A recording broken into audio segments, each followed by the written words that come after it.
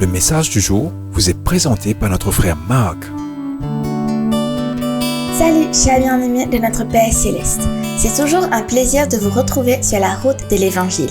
Bien-aimés, nos jeunes, leur bien-être et leur progrès dans la foi et leur relation avec Jésus ont toujours été un sujet de préoccupation pour moi. Je me souviens avoir partagé avec vous la semaine dernière des passages bibliques sur les parents et les adolescents. Aujourd'hui, je vais continuer sur la même ligne et je crois profondément que le Saint-Esprit fait son œuvre dans la vie de nos jeunes et de nos parents aussi.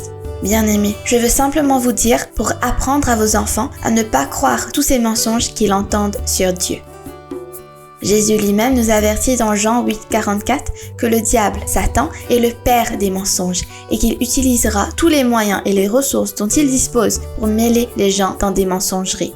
Il est dans le commerce du mensonge et il a même utilisé cette arme dans le jardin d'Éden contre Adam et Ève pour les faire pécher, les privant ainsi de la communion, de la provision et de la proximité de Dieu.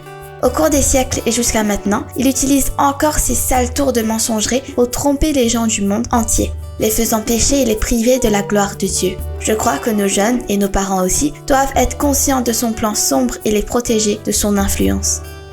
Bien-aimés, notre monde et notre culture deviennent de plus en plus hostiles à Dieu.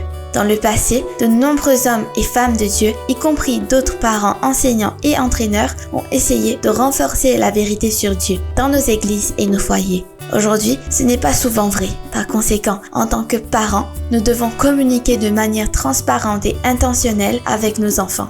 Il y a beaucoup de mensonges que nous devons combattre continuellement, principalement en nous concentrant sur la nature de Dieu, la bonté de Dieu et la puissance de Dieu. À la fin de notre étude, nous examinerons 2 mensonges, des tromperies célèbres qui affectent notre jeune génération. Tromperie numéro 1, que Dieu est loin. Et tromperie numéro 2, qu'il y a beaucoup de chemins vers Dieu. Bien-aimés, essayez de réfléchir à ces questions afin d'éduquer nos enfants. Demain, nous examinerons de près ces 2 mensonges. Mais pour l'instant, laissez la vérité de Jésus demeurer dans vos cœurs. Que Dieu vous bénisse tous. Profitez de votre journée en lui. Au revoir.